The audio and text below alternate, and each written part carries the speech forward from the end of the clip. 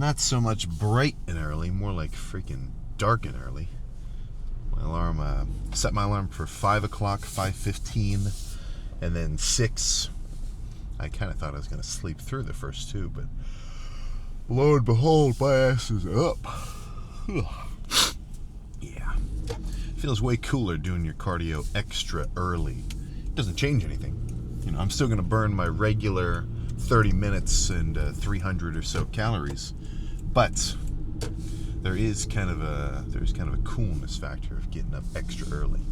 You know, everybody else is sleeping while you're grinding. But on a more real note, you just keep a better schedule like that. You know, this is nice. I got so one little trick that helps me wake up a touch earlier isn't. I mean, part of it is you just have to want to.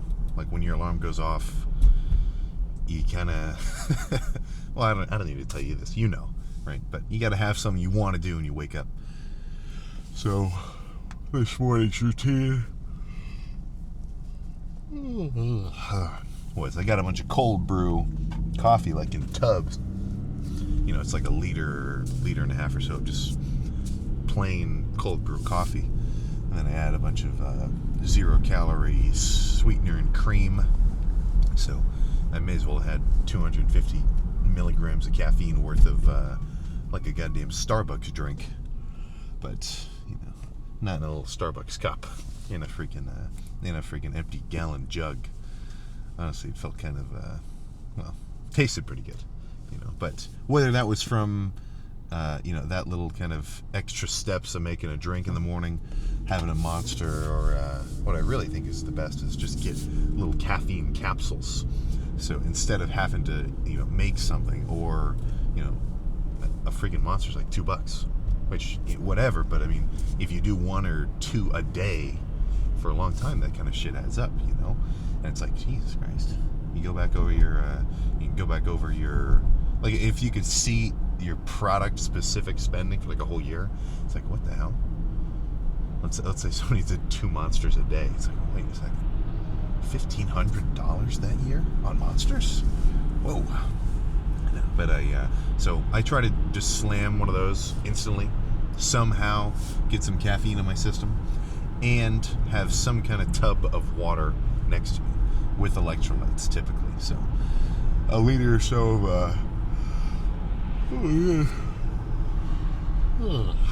a liter or so of some kind of electrolyte water paired with something caffeinated, or even just like a little 200 milligram caffeine capsule. That's what I try to get down basically instantly. So I already had that ready. Well, I made that little coffee thing tonight, but I had that water jug with the electrolyte mix already ready. So as soon as I get up, instantly sit up, slam it, and move on. Right? But plan for today after this cardio. Just trying to have a bit of an earlier chest day later, and then let's do a little bit of posing down as well. So this will be a good baseline look. And it's pretty drastic how, forgive me for the yawning, I did just wake up. But it is pretty drastic how different I can look unpumped in the morning versus pumped up later tonight. Like, to the point where it's a pretty fucking serious change. You know, so I think I'm gonna... I'll try to do the exact same poses. So I'll do like the same like front lat spread and side chest and stuff, and I'll line them up side by side. I guess I don't want to spoil it, so I'll save that for the chest pump later after the actual workout. But I mean, not only veins wise, but physically, size wise, pretty crazy. So that's where it's it's like as good of a reference for my leanness as these little check-ins are. Unpumped, underfed, like just, you know, waking up. It's not exactly doing me the same justice as looking at yourself extra pumped up, at least in like a bodybuilding show context, because you don't just roll into there completely flat and you know, just hop up like nothing. Like you do got some pumping up activations in the beginning.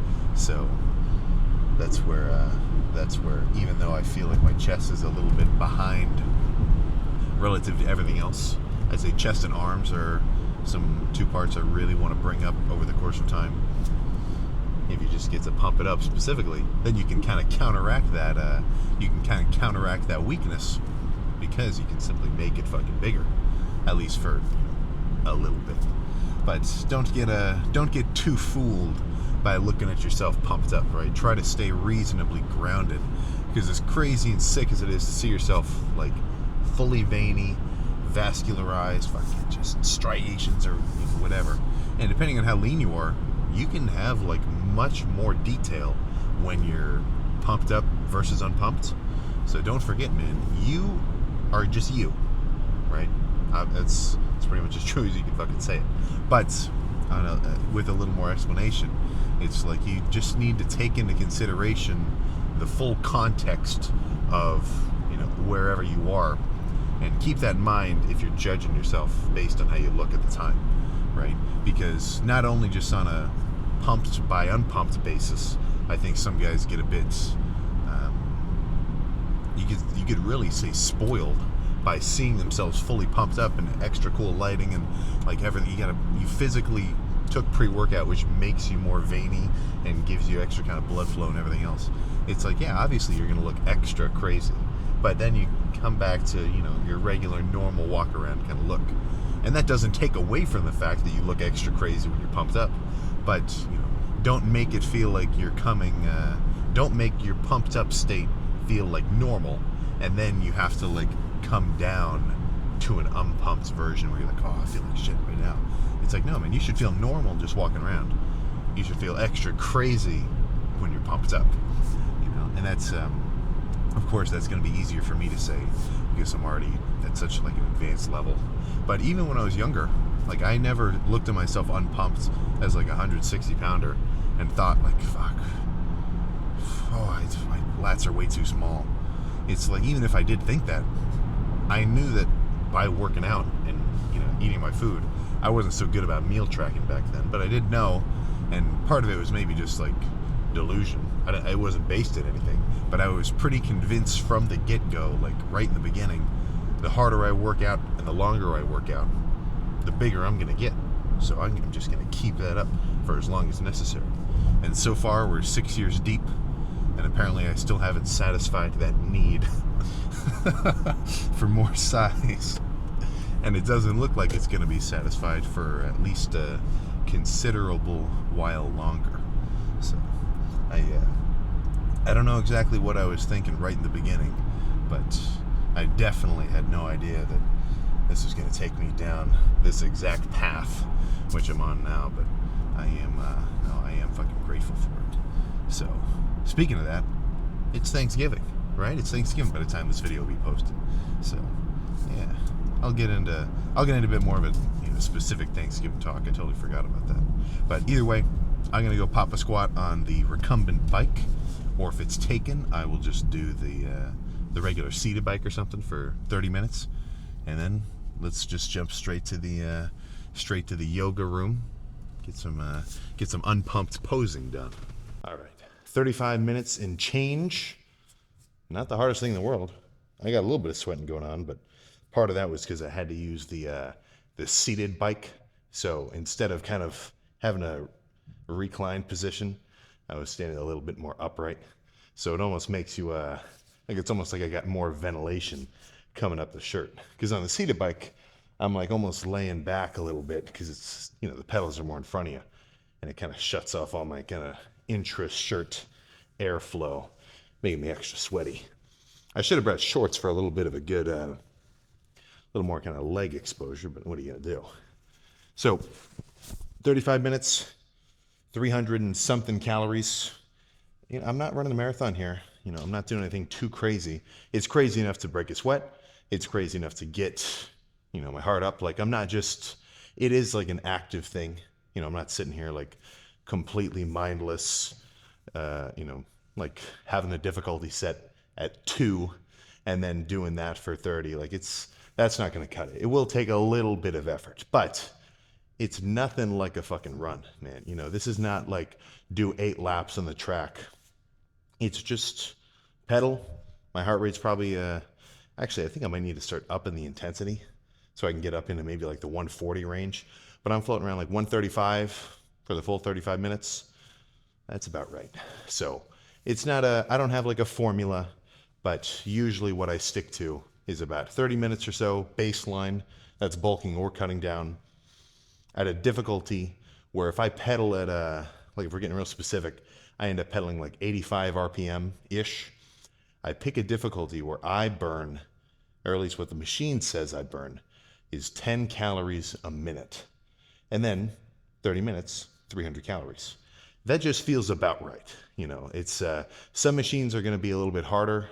Like if you can tell you're using the same settings, like difficulty 9, 80 RPM, and you're pedaling and you're not feeling anything, then you would want to up it a little bit. But that's for, I guess that's only a tip for anybody who's already doing their cardio. So it might be a smaller percentage than I would like. But let's run through a couple unpose. So even just standing, like trying to, yeah, like totally abs, like reasonably relaxed, apart from just like the activation of standing up. Right? We're getting somewhere. I gotta go back and look at a clip of like the beginning of this dieting phase. But just standing here, yeah, we are looking far leaner. Plus getting into a little bit more of a like wide shoulders, relaxed pose. Yeah, that's sweet. So instantly, once I started dieting down, I dropped like 12 pounds. That was not, like in a week, that was not 12 pounds of fat. That was not 12 pounds of water only. And it wasn't just 12 pounds of muscle either. Half of what it was, I'd say at least 5 or so pounds over the course of those couple days, were just extra kind of food flowing out of me. You know, because if you're eating upwards of 5,000, you know, into the 5,500 calories per day, it's kind of just a constant state of digestion. You know, even throughout the night into the morning, if I'm eating a ton of food, I end up still having some like residually working my way through me. So after a few days of, you know, a more chill intake, like 25, 3,000-ish, more like about 3,000 in the beginning of this dieting phase. Now my stomach's much more empty, right? Like I've got nothing in there. So that's one boost for anything posing related. If you've got an empty stomach, that's when you're going to want to practice a vacuum. But we'll, how about we talk about that in a second? Just run through some poses in here.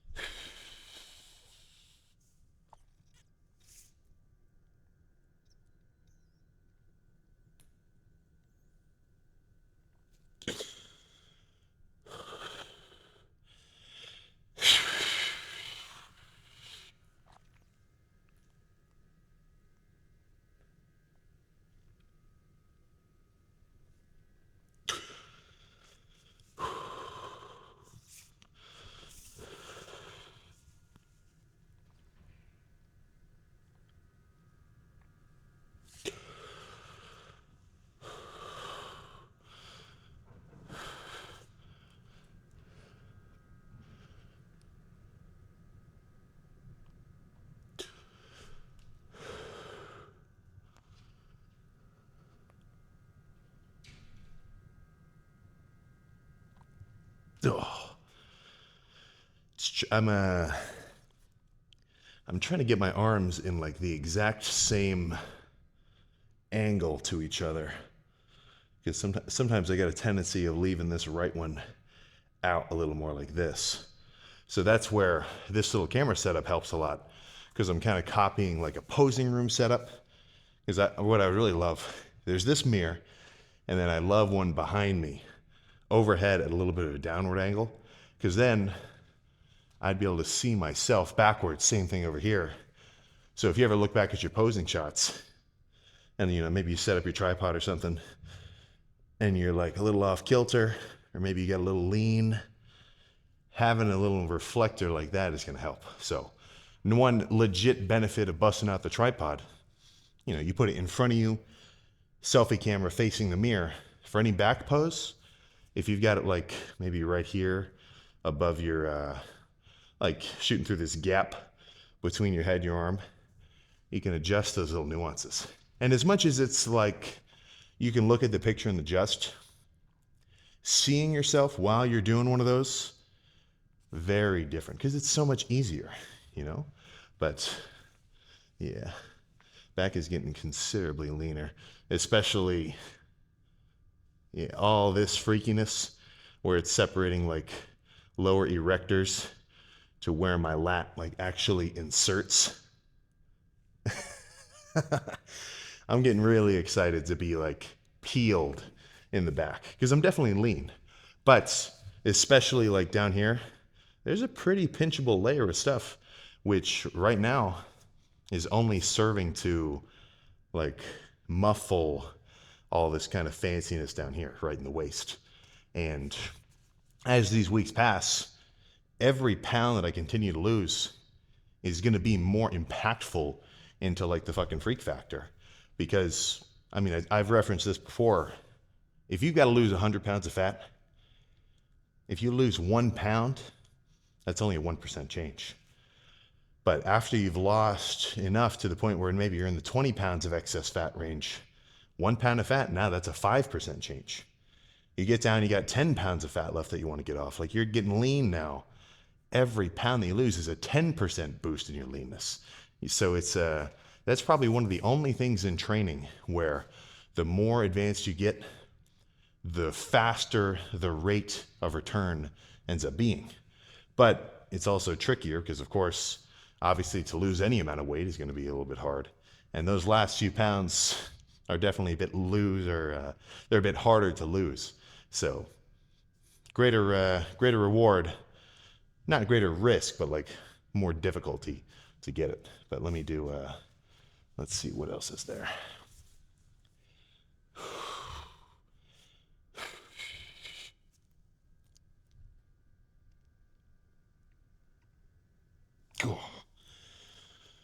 Oh, and then maybe, oh yeah, vacuum. What am I thinking? And then after this, we can get out of here. So this is where I'm really trying to blow all the air out of my lungs.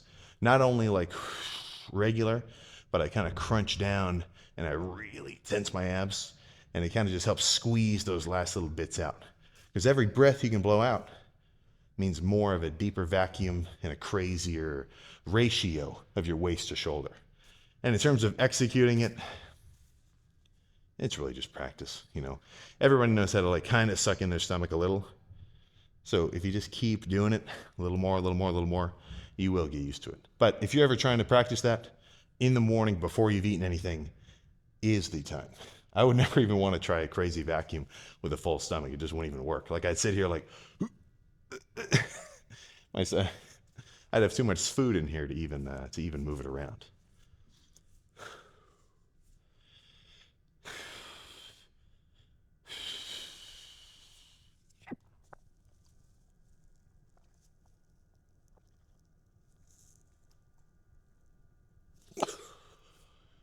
Oh my goodness. All right.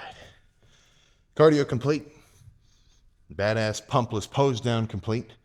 So now I just get to go home, eat a couple of meals, and then how about I meet you in the car on the way to chest in a couple hours. Had to do a little check to make sure they were still open. Yeah, regular hours, regular freaking hours. Tomorrow will be a little different because tomorrow will really be Thanksgiving. So I guess if you're watching this video the day it got posted, tomorrow for me is today for you. Well, we get the gist, but yeah, so I'm going to try not to go too crazy. I guess I should talk about tomorrow now. But when it comes to the Thanksgiving meal, or really meals, kind of bouncing around to a couple, I'm not going to go crazy, right? I'm not going to go insane. And that may sound, me even saying that may sound kind of wild. I'll get a lot of comments where it's, Sam, why would you ever want to do a dieting phase during the holiday season? How the hell are you going to do it? You know, because you got Thanksgiving, you got Christmas, you got New Year's, you got, well, anything else in between, where eating a lot of food is pretty much par for the fucking course. And you would be right. You know, you're definitely not wrong. But what the heck, man? You know, just because everybody else is doing something doesn't mean you have to, right? Now it gets kind of tricky, that's for sure. I mean, peer pressure is not a negligible component of your day, but there are tricks. There are little tricks that I'm going to employ to make sure I don't completely blow my calorie deficit out of the water. So for one, I'm actually doing a couple days of Thanksgiving. I've got like the first day up to I think the third day of Thanksgiving, kind of spread across a few. But my plan to at least make sure I get to have a reasonably sized meal is I'll just save calories for later. It's not going to kill me to do like 500 calories as a later in the day like pre-workout meal. So let's say I worked out at 4 o'clock. I might skip breakfast, skip everything, like drink some water and electrolytes, of course, actually still be hydrated, but only have my first meal at like 2. 500, maybe even make it 600, so it's reasonably sized. Digest that, sort of, kind of reap the benefits of getting some extra carbs into my system. Go hit whatever that lift is, which is going to be back, and then come back straight to a Thanksgiving dinner. Because I'm going to work out at 4. It's probably not really even going to be back and shower and then go to my parents' house until like 6 or maybe even 6:30, 7 when it's kind of about to start. And then I've got 2,000 calories left in the tank, or so. And a 2,000 calorie plate is very large. Like, I don't even anticipate eating a 2,000 calorie plate. I'll definitely eat a good chunk, and I'll make sure to use at least my my level of guesstimating skills on like how many grams of fats and carbs and proteins I'll eat. But by saving some calories from earlier in the day until later, I can kind of, even though it might feel like a big plate of food right then, if you didn't really eat much beforehand, it's not going to be that tricky, So one more thing is when I actually get to my Thanksgiving plate, it is going to be very protein focused. I'm talking a lot of turkey, I'm talking a lot of ham, I'm talking a lot of maybe just some kind of green vegetable. Maybe I'll have my mom make a ton of broccoli, go real bodybuilder style, have a huge ass pile of broccoli next to all the proteins too. And then I'll have to back off on the deviled eggs a little bit. Like I'll still have a couple. Historically, my sister will take pictures of me sometimes where I've got a full-size dinner plate, and half of it down the middle is like, basically 6 whole eggs worth of deviled eggs. So like 12 of them in a little spread. So I'll maybe cut that down to like 2, so 4 halves.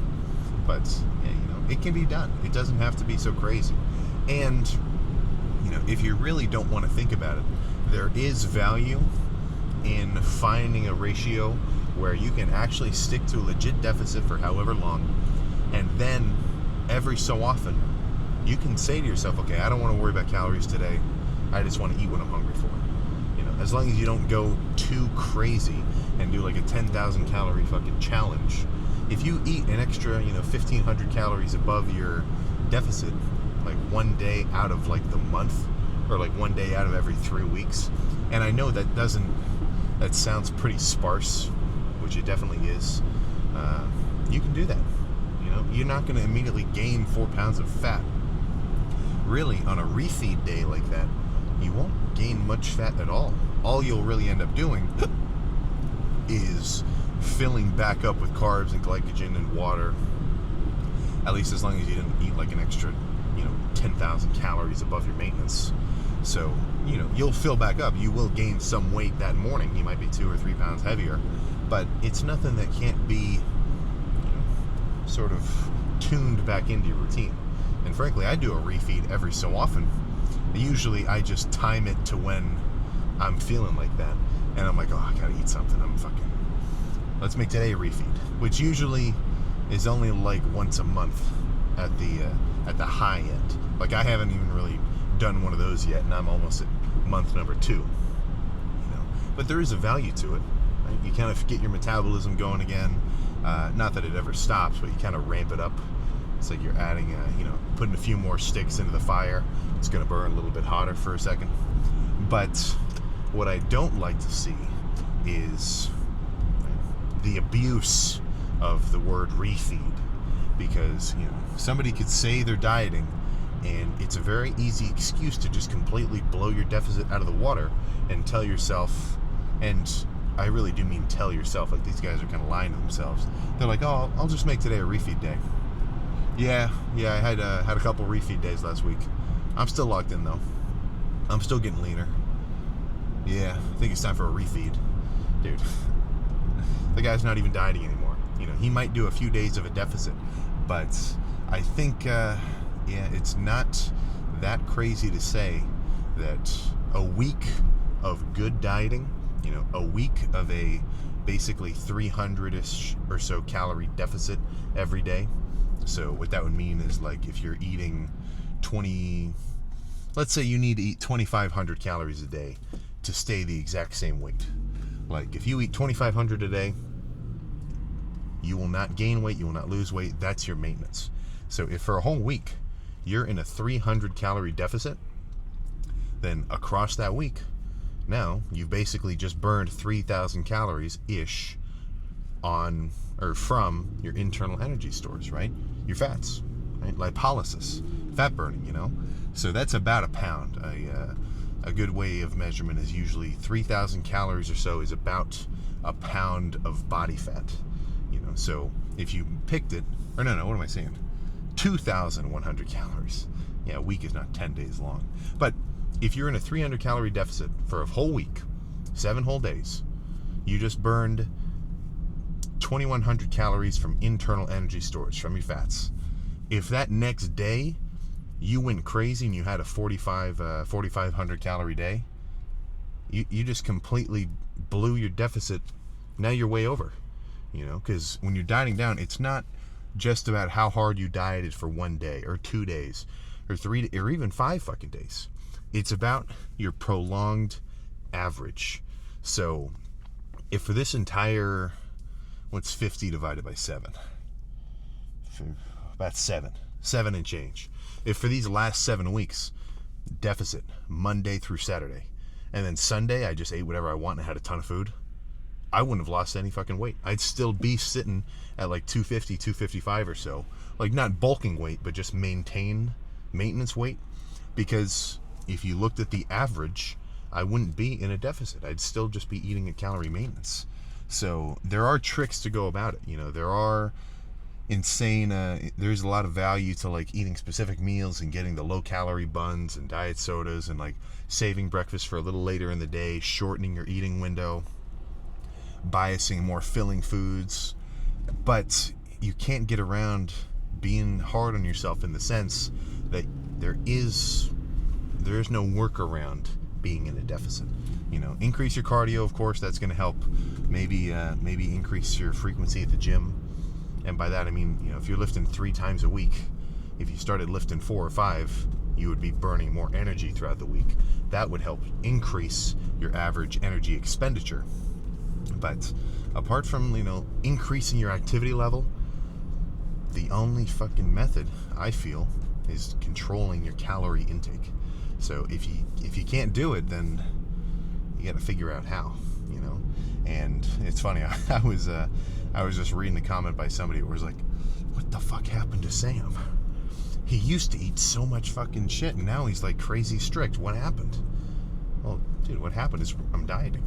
You know, I'm kind of it's like when I flip the switch, it flips pretty hard, because bulking up, like, I'm in no way am I saying this is the greatest method ever, right? But I mean, historically, if you eat enough food, you will start to gain fucking weight. You know, whether it's from the occasional caniac combo with some extra tenders, or if you're just doing straight rice and chicken like a baller, if you eat enough food, you're gonna keep growing. So, you know, I have leaned a bit more towards the dirty side of things. My bulks are getting a bit cleaner, and I am starting to see the benefits. Just less stress on my whole system and my gut and everything else. Like if you've ever said, like, Sam, you got to start eating more like conventional bodybuilder style meals, like plain ingredients, oats, rice, potatoes, you're totally fucking right. You know, that is it definitely helps. But it's still a question of, if you eat enough food, you're going to grow, and if you stay within a certain limit of food, you're going to get leaner. There's no way around it. So if you can flip the switch like that, it is going to do you good.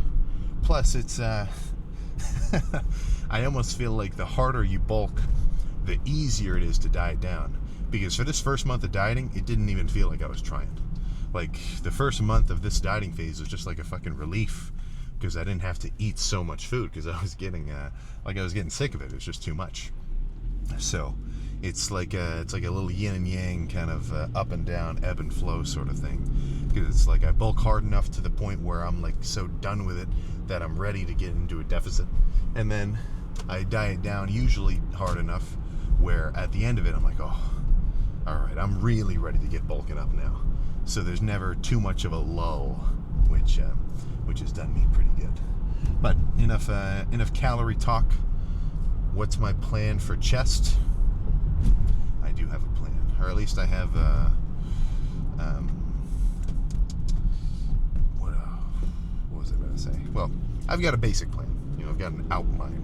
It's some pressing of some variety, probably Smith machine, some cable converging press with an inclined bench as such, and then some fly base movements, And I might change the order of things, but at its core, those are going to be the primary movements.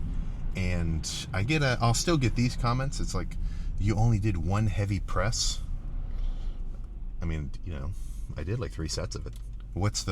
I don't think I'm going to get more out of chest if I do like 2 sets of inclined Smith, then 2 sets of hammer strength press, then 2 sets of dumbbell bench, then do do your pressing movement, go hard, of course.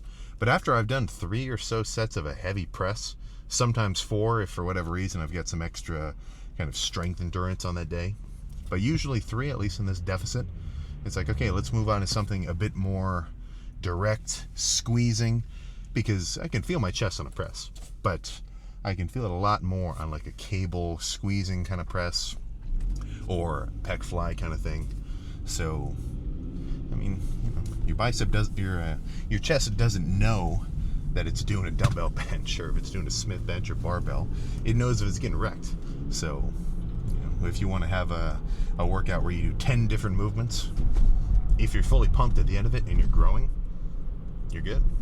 But usually I like to keep it a little bit simpler, and then that helps me keep the workout moving a little faster, because all the time that you're unloading machines and loading machines and moving from this to that to here, and then you're waiting for this guy to be done, it just taking time and energy away from what you should be focusing on.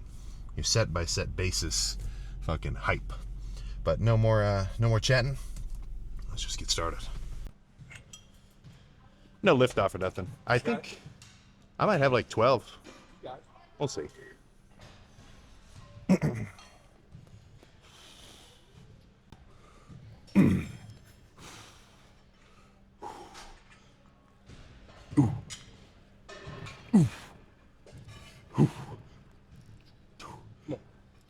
Yeah.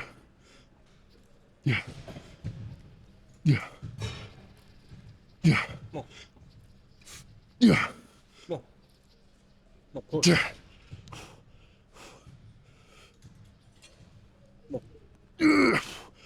Let's go. Let's go. Let's go. Let's go. Let's go. Let's go. Let's go. Yeah, that's good. Whew. Probably just one more of those. No.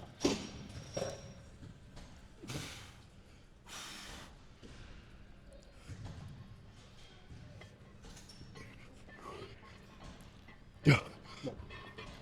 Yeah. Yeah. Yeah. Come on. Yeah.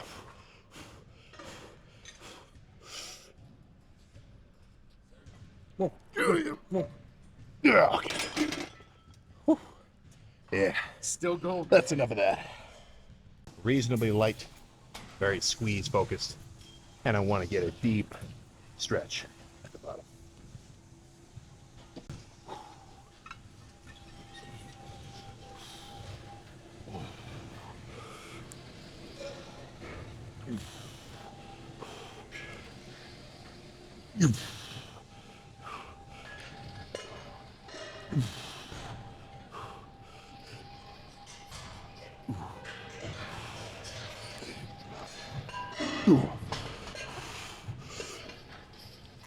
Yeah.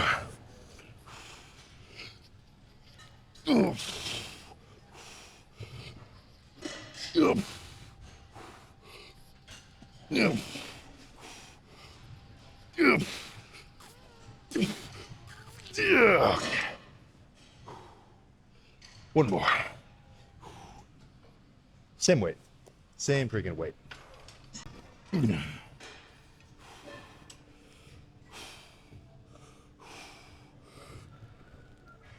Go. Go. Yeah. Yeah. Yeah. Yeah.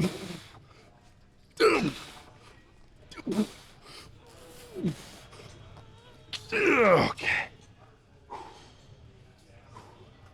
Let's do one more, a little lighter, then move on to some kind of fly.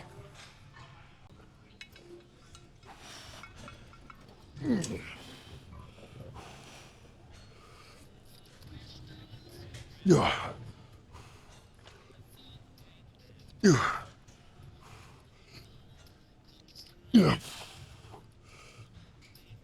Yeah. Yeah. Yeah. Yeah. Yeah.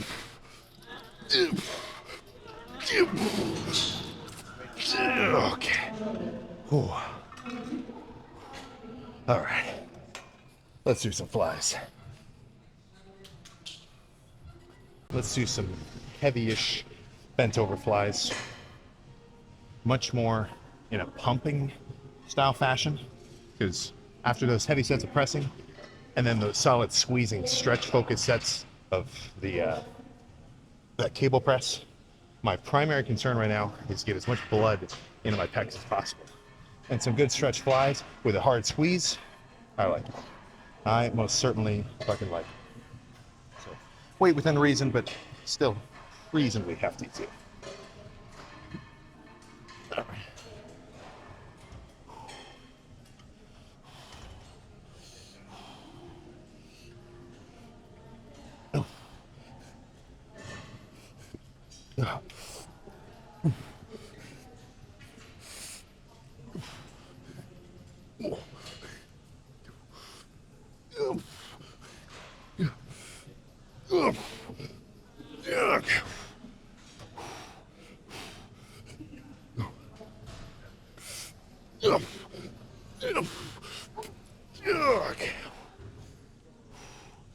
All right.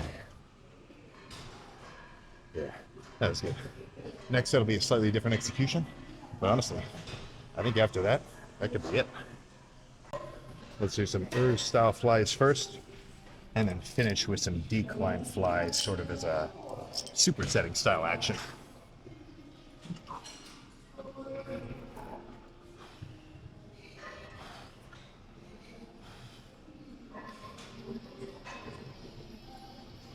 Ooh.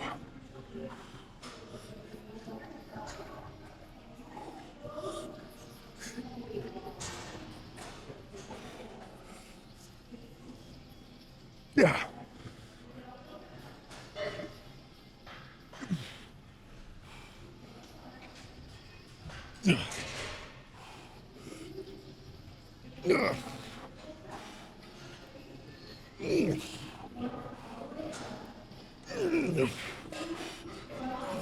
Okay.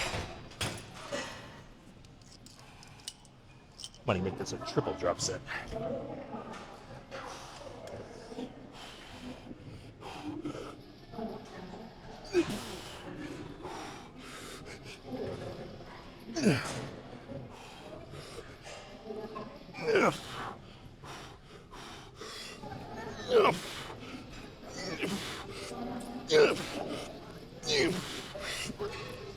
Okay.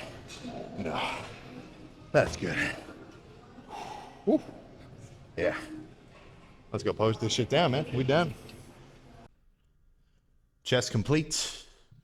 Chest complete to a satis freaking factory degree. He thought I was gonna say satis effing factory degree. I'm trying not to.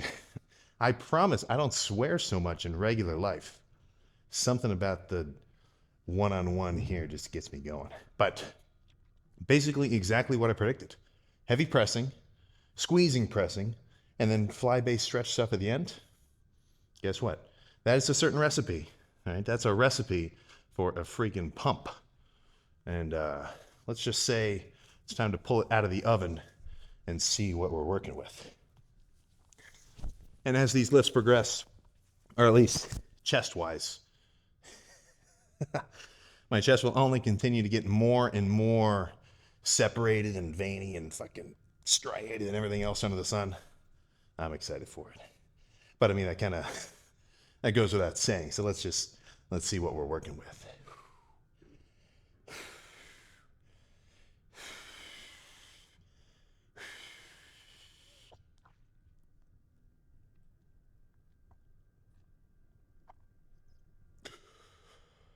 Oh.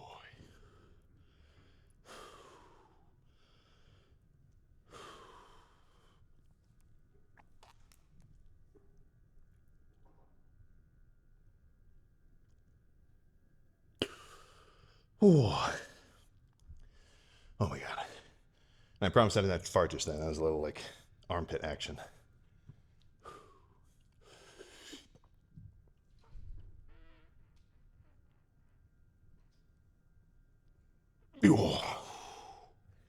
Okay. That was officially the veiniest pose of this diet. I'm seeing fucking stars after that. Be careful about doing a flex where you really hold your breath and fucking squeeze like that. Especially after a hard lift, and if you're carb depleted from having dieted down, you can fucking pass out for real. Like I've taken a wobbly step after a, veiny kind of pump check like that. So be mindful. Be mindful. I'm not joking. That's why the deadlifter guys, they'll finish a deadlift and then, right? Just a little bit of a, what do you call that? Rapid onset hypoxia? Not exactly, but whatever. So what else is there chest-wise? Maybe just a classic double bi.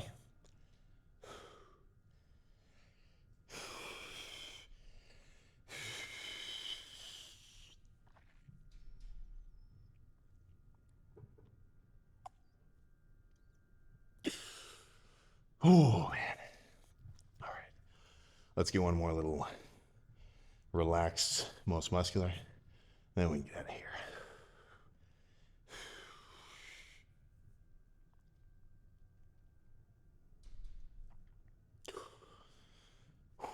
So, shoulders are beginning to get more and more striated, which is good for me.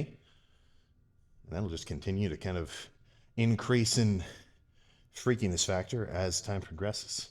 So, right now it's kind of just in a waiting game, I'm dropping weight at the rate that I want. I'm staying, a size that I'm comfortable with. Let's just keep going, man, It's been slow, but smooth. And smooth is fast. So let's get in the car and discuss some other tantalizing topic. There we go. That was good. That wasn't just good. That was freaking crazy. Especially with that breath-holdy flex at the end. Yeah. That gap. That small softness factor separating, separating veins and muscle from skin of some, let's just say some adipose tissue, right? Some fat. The thinner that gets, the freakier this diet will get. And I've never been diced. Like, I've been lean. Like, I've been pretty lean, but I've never been, like, even close to, like, show kind of ready diced. So that's part of the plan for this, for the next few months, is to get to that level. And I don't mean part of the plan, like, in an arbitrary sense, like maybe, maybe not. That is the plan. So we'll just have to keep riding out and see exactly how far this shit goes. But get ready for some kind of something. And at this rate, it's not even like a prediction, it's simply an observation. So post-workout meal, not really sure, but I know it'll be something with a good chunk of protein. Might just do some ground beef and rice, man. It works. No reason to complicate it any further than that. But we'll just have to see. I did a breakfast with a pack of ramen with 50 grams of protein worth of egg whites and a little bit of red hot wing sauce, fat-free egg. Well, might have like half a gram of fat per serving, but that was good. That was pretty good. And you might say, Sam, you are never gonna get lean if you eat a pack of fucking instant ramen. Well, for one thing, it's just not true. But yeah, I mean, you know, I'm not gonna say you're wrong. And would it have been better? Would I have had a better workout if I had 50 grams of carbs from like a sweet potato with those egg whites? Maybe. But do I think it would be very noticeable? Not exactly. You know, got some extra fucking electrolytes from all the sodium in there. Drank more than enough water to counteract it, so that I use it for, you know, hydration instead of dehydration. Because there's the misconception about your salt intake is that, you know, if you take in too much salt, you're gonna dehydrate yourself. You know, like drinking seawater style. But you need a certain amount, because that's what runs your whole fucking body's processes. You know, I'm talking all the way from just, you know, basically staying alive, but also lifting. You know, your muscles don't just suddenly move. It's all about a potassium, sodium, magnesium, all sorts of other shit sort of balances, ins and outs of positive and negative ions and stuff, where that's what actually makes your muscles contract or release. You know, that's why when guys get insanely dehydrated and they're running on zilch for potassium, then dude, it's just physically dangerous if you don't do it right, because then they're completely like wrung dry of all of those necessary kind of well, would you call an electrolyte a micronutrient? I guess you would. Yeah. But you know, if you don't have any of that shit running around, you're asking for fucking trouble. You know. But a salty meal, more than enough fluids to make up for it. Hit my protein, and then 15 grams of fat. Or actually, it ended up being 20 because there was I cooked the eggs in about 5 grams of olive oil.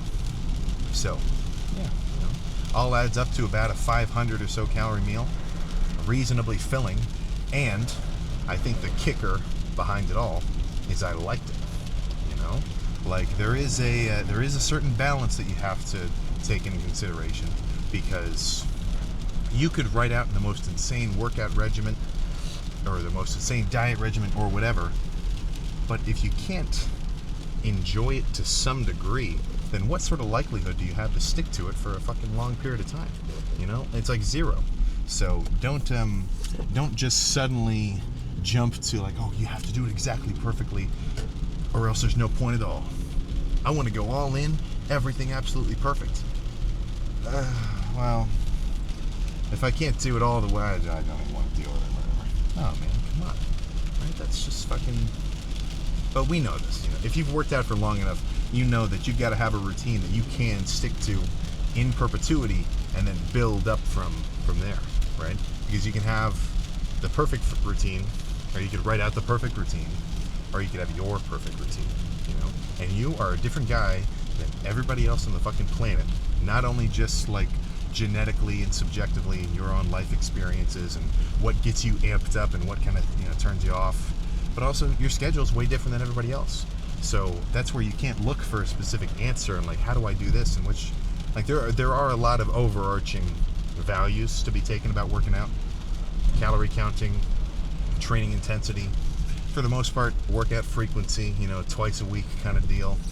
I mean, a lot of the grunt work in terms of figuring out how working out and building muscle works, it's already been done. Like, it's not you don't have to reinvent the wheel there, but you just have to, you know, accommodate yourself to be able to do that on repeat for a while.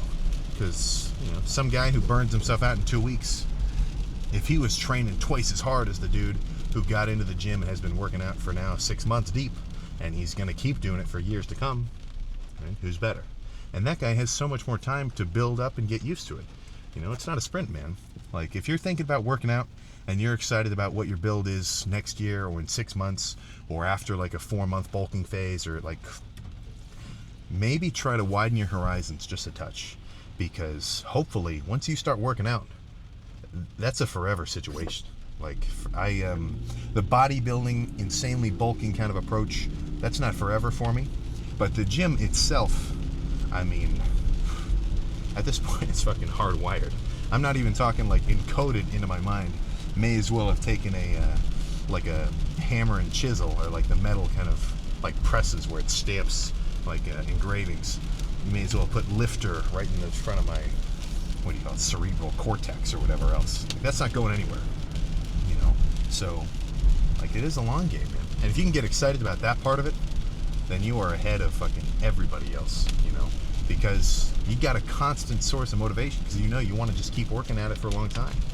And I feel a little bit out of place when I talk like this, when I say, like, you know, it's a constant workload, it's a constant effort. It's because it is like you are constantly working at it. It is definitely, you're putting physical effort into this thing. It's taking a lot of time, but it's like I want to do it, you know? It doesn't feel like work. It feels like an activity. And half of that is the fact that I've got a routine, or just like an approach to working out where it really gets me fired up, you know? Like, I've got a routine that I like to do. Every part of it, at least in some way for me, I have a good understanding of, like, okay, this is going to do this for me. Now I want to do it even harder, right? Because if you put somebody in the gym who's never worked out before, and you write out like a workout program for them, you give them like a chest workout, a back workout, just some basic stuff, pull downs, rows, pullovers, bench, flies, pec deck, curl. Like, you write somebody a push-pull legs workout, and you say, here you go, you got free range, follow these workouts for a while, keep going. It's probably gonna suck, man. You feel like you're doing a damn to-do list. Now, of course, you got to get used to working out and build up some training experience from zero. So you do have to go through the process of learning how to do a curl and doing bench and, you know, having reasonable form. But to have a deeper understanding of why you're doing some of these things, it just adds up so well to how hard you can go at it, you know? So what I'm trying to say there is, like, if you tell somebody to do a couple of, if you told somebody, dude, tuck your shoulders in, keep your elbows a little bit beyond 180, like don't bench parallel, like put them at a little bit of a camber, and like whatever, like this is now getting into example of like explaining some form style tips. But if you just tell somebody like that, do it like this is the right way to do it. That's not how you teach anything. That's not how you instill fucking knowledge or whatever, right? It's whereas if somebody were to be explained, like, okay, if you do these curls in this way, you're going to feel much more of a kind of burning sensation at the top, and the harder that you can do that, the more beneficial the curl is going to be for you. Like, if you can explain the process of like the what and the why, and not only like for somebody to explain it, but if you can get that and you really have a grasp of the what, the why, the how, then it no longer becomes a guessing game. It's simply, okay, if I follow these steps, I will get the results that I want. And it's, I think it's just an ignorance is bliss type situation. Why not so many guys are looking into macro tracking or counting their calories, or, you know, making sure they're taking all their multivitamins and trying to get their sleep done. Because if you don't think about it, you don't have to worry about it. You know, somebody who doesn't have a good grasp of, like, okay, if I get a really good night's sleep, not only am I going to feel much better the next day, but in a lifting context, I am going to be so much more recovered. I'm going to be able to go harder. I'm going to have a better workout. I'm going to enjoy it more, and I'm going to get better results. So the work that I'm putting in is going to pay off in a much denser way than if I'm just scrapping around. The guy who doesn't give a shit about his sleep, he doesn't have to worry about that. You know, he just gets to say, man, I didn't get any fucking sleep last night. All right, let's do some chest. You wanted to do legs today? No, come on, let's do arms, right? If you don't, if you turn away from it, you don't have to worry about it, right? But I think that's the more, especially right now, you've basically got the entire damn freaking world at your fingertips with your phone. So to not look into it is, I would say that's a that's a conscious fucking choice, you know. But if you got those basics down, then it's really, it really kind of turns into a question of just how bad you want it. And I don't mean that in like an overarching sense, like, right? Like sometimes shit gets in the way, you know, whatever. But like on a set-by-set basis, a lift-by-lift basis, And then just on a day by day, like making sure you leave a good chunk of time for you to have your workout. Whether you want to schedule that for like 6 o'clock, or maybe you just save it for like, okay, I'm going to lift around 7 or 8 or so, and then come back. Like having that ready for you makes it so much better, because it doesn't, because eventually it'll no longer feel like a chore.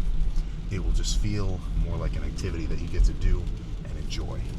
And, you know, it's like guys where they, well, I mean, just imagine this, right? Who do you think is going to have more fun? The dude who works at Micro Center and is putting together computers for work, or the guy who is like, oh shit, this is probably somebody specifically who's about to get a badass like set of PC parts for Christmas, and he's about to put it together to play some games to get to enjoy it. He is gonna love putting that fucking thing together. He's like, oh man, I can't wait for this. I can't wait for what lies after this. Whereas the guy who's kind of forced into it is like, this sucks, you know. So whether or not that came across how I intended, you get the gist, right? Try to work out in a way that you enjoy, and if you enjoy it, you'll go harder at it. If you go harder at it, you'll get better results from it. And once you start getting some results, I'm not even talking insane, like, you know, get a 315 bench or like simply making any noticeable changes in your progress, be it size, leanness, strength. That is such an awesome validation of the fact that what you've been doing has been working. And once you know that, it doesn't become like, okay, if I do this, then this will happen. It's like, okay, I want this to happen, I'm going to do this. And then it's just upward from there. That's how I feel about the matter. So if you know somebody who's part of the New Year's resolution crew, make sure that they get into it in the right way. And that's actually, I redact that. That's such an open-ended piece of it. That doesn't even count as a piece of advice. That's silly. But you know, try to, if you know somebody like that, try to ease them into it and make sure it's a positive environment. The last thing you want to do is like look at somebody and say, why the fuck are you benching like that? It's like, dude, this guy's been in the gym for a week. What the fuck are you talking about? You know? So that's my shtick there. I was about to say something, I totally forget. Well, either way, wide ass back day tomorrow. So I'm gonna go eat something, and I'll just see you then.